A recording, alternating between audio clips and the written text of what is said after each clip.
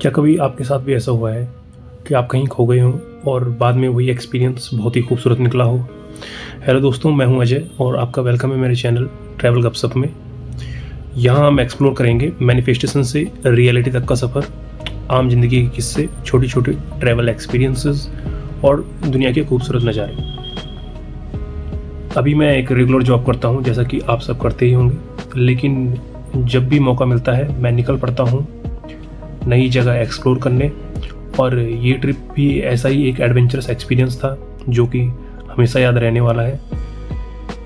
जब ये रिकॉर्ड हो रहा है उसके पहले दिन सुबह से ही बहुत तेज़ बारिश हो रही थी। मैंने सोचा चलो चले जाते हैं, थोड़ा एडवेंचर ही हो जाएगा। मैंने अपनी बाइक रेडी की, बैग में सारा सामान डाला और रेनकोट पहन के निकल पड़ा। हमें लेट तो देहरादून ही हो गई थी। लगातार हो रही बारिश से भीगी सड़क और अंधेरे में चमकती गाड़ियों की हेडलाइट और टेल लाइट के साथ हमने ऋषिकेश की तरफ आगे सफ़र किया। ऋषिकेश से पहले चंबा के लिए एक शॉर्टकट है जो कि मेरे दोस्त का आइडिया था और वो बहुत ही खतरनाक रास्ता है, स्पेशली अंधेरे के लिए। ऊपर से बारिश भी हो रही है और ऊपर से पत्थर आने का डर, नीचे खाई और कुछ आगे जाते ही हमें धुंध भी मिल गई। रास्ता बिल्कुल ही विजिबिलिटी ऐसी हो गई थी कि ऑलमोस्ट 10-15 मीटर से ज़्यादा कुछ दिखाई नहीं दे रहा था। तो हम जैसे तैसे डरते डरते भाई आगे बढ़ते रहे और समहाउ हम हाईवे पे पहुँचे। रात के ऑलमोस्ट 7:30 या 8 बज चुके थे। जब हम अपनी डेस्टिनेशन के काफ़ी करीब थे तभी एकदम से आगे रास्ता ब्लॉक हो गया। एक बड़ा लैंडस्लाइड हो रखा था।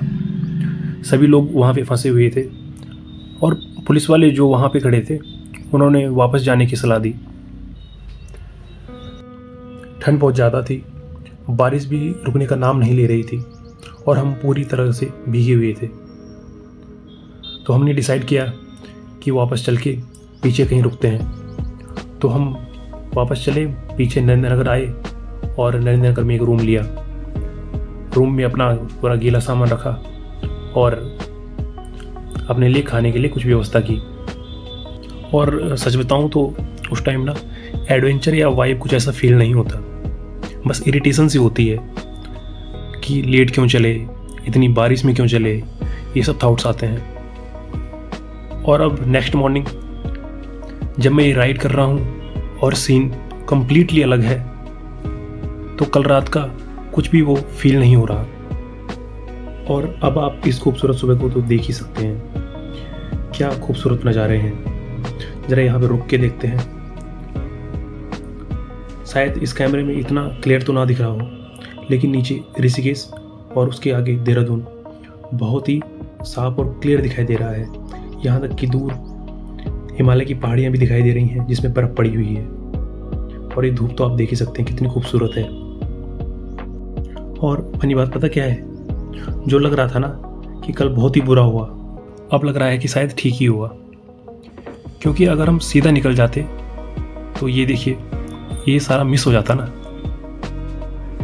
कभी कभी ना चीज़ें प्लान के अकॉर्डिंग नहीं होती और उस टाइम बुरा लगता है, पर बाद में उतना बुरा नहीं लगता। कल रात ऑनेस्टली काफ़ी मैसी था, पर आज ये राइड, ये व्यू सब वर्थ इट लग रहा है। तो बस यही कहना चाहूँगा कि अगर किस्मत कहीं रोके तो इसे बंद रास्ता मत समझ लेना। ये एक बेहतर और अलग शुरुआत का इशारा हो सकता है। फिर हमने डिसाइड किया कि आगे चल के पता करते हैं कि आगे रास्ता खुला है या नहीं। वैसे आप लोगों को बता दूं, नरेंद्र नगर वैसे सिर्फ एक रैंडम स्टॉप नहीं है, इसकी अपनी भी एक हिस्ट्री है। ये ओरिजिनली टिहरी के राजा ने बसाया था। उनका नाम था राजा नरेंद्र शाह। उन्होंने अपनी कैपिटल यहाँ शिफ्ट की क्योंकि यहाँ से उन्हें मस्त व्यू देखने थे। मजाक कर रहा हूँ। मतलब ये लोकेशन थोड़ा स्ट्रेटजिक भी थी और पीसफुल भी। और ऑनेस्टली अब जब मैं यहाँ राइड कर रहा हूँ तो समझ आता है कि क्यों। यहाँ से नीचे ऋषिकेश क्लियरली दिख रहा है और दूर देहरादून भी। पूरा लैंडस्केप बिल्कुल ओपन है और कल रात तो कुछ भी नहीं दिख रहा था। और आज सुबह सारा इतना क्लियर, इतना क्लियर, मतलब भाई पूरा AQI तो बिल्कुल ही ड्रॉप हो गया होगा। सेम जगह, डिफरेंट फीलिंग। और यहीं पे एक और इंटरेस्टिंग चीज़ है, आनंदा इन द हिमालयाज। ये कोई नॉर्मल होटल नहीं है, एक्चुअली ये पहले रॉयल पैलेस था, राजा का रेसिडेंस। बाद में इसे कन्वर्ट किया गया एक लग्जरी स्पा रिजॉर्ट में। आज ये इंडिया के टॉप लग्जरी वेलनेस रिजॉर्ट्स में काउंट होता है। और फनी बात पता क्या है, कल रात हम बस एक नॉर्मल रूम ढूंढ रहे थे, भीगे हुए ठंड में, और यहीं पास में इतनी रॉयल हिस्ट्री है। मतलब एक साइड स्ट्रगल और दूसरी साइड इतना प्रीमियम सेटअप, कॉन्ट्रास्ट ही अलग है। और जब मैं ये राइड कर रहा हूँ तो लग रहा है कि कल रात का वो कैओस शायद इसी मॉर्निंग के लिए वर्थ था। अगर सब स्मूथ होता तो शायद यहाँ रुकते ही नहीं। कभी कभी ना जो प्लान के अगेंस्ट होता है वही बेस्ट पार्ट बन जाता है। कल रात बस रुकना पड़ा था और आज लग रहा है अच्छा हुआ यार रुक गए। वैसे सुबह उठ के सबसे पहला थाउट यही था, रास्ता खुला होगा या नहीं, क्योंकि कल रात तो क्लियरली ब्लॉक था और ऑनेस्टली थोड़ा डाउट भी था कि इतनी जल्दी क्लियर हुआ होगा या नहीं, पर क्यूरियोसिटी भी थी, इसलिए सोचा चलो चेक करके ही आ जाते हैं, इसी बहाने एक राइड भी हो जाएगी।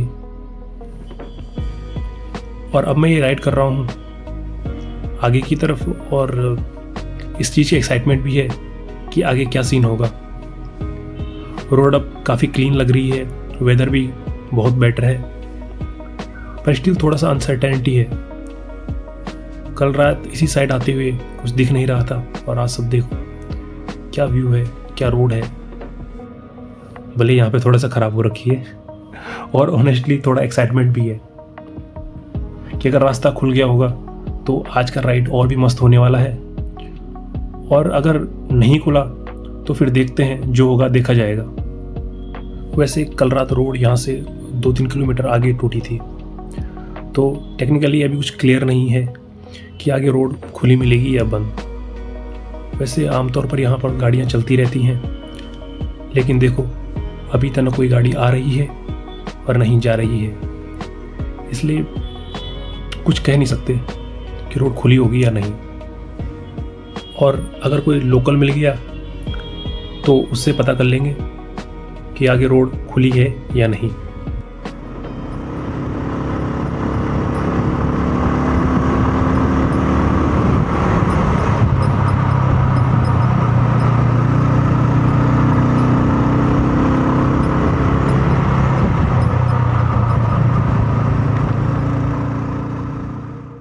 वैसे उत्तराखंड की सड़कें अब पहले से बहुत ही बेहतर हो चुकी हैं।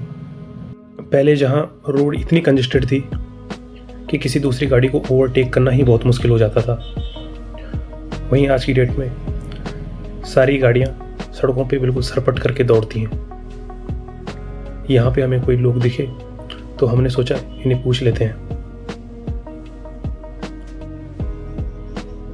तो यहाँ पे अंकल ने हमें बताया कि रोड आगे खुल चुकी है और हम आगे जा सकते हैं। भाई ये सुन के इतना रिलीफ मिला कि कल जहाँ फंसे हुए थे एटलीस्ट आज वहाँ से आगे तो जाएंगे और अपनी जर्नी को कंटिन्यू करेंगे। तो भाई अब प्लान तो ये था कि यहाँ से वापस चलते हैं नरेंद्र नगर और अपना सारा सामान उठाते हैं वहाँ से और फिर प्रॉपरली निकलेंगे। तो हमने गाड़ी वापस मुड़ाई और चल दी नरेंद्र नगर की ओर अपना झोला उठाने। और सच बताऊं तो थोड़ा एक्साइटमेंट भी आ रही थी, क्योंकि अब एक्चुअल ट्रिप स्टार्ट होने वाली थी। थोड़ा फॉरकास्ट देखा था, आगे कुछ दिन बारिश तो रहने वाली थी, और जहां हम जा रहे हैं वहां ठंड इतनी होती है कि कभी कभी बर्फ़ भी पड़ना स्टार्ट हो जाती है। तो थोड़ा अनप्रेडिक्टेबल तो रहेगा सारा, पर वही तो फन है ना। कल रात भी तो प्लान कुछ और ही था और एंड में कुछ और ही हो गया। देखो ये जो सरप्राइजेस होते हैं ना लाइफ के, यही असली किक देते हैं मुझे तो। बाकी जो होगा देखा जाएगा। अब बस निकलते हैं सामान उठा के अपने नेक्स्ट पार्ट की ओर। बाकी आप लोग लाइक शेयर और सब्सक्राइब ज़रूर करें और कमेंट करके बताएं कि आपको क्या पसंद आया और क्या नहीं।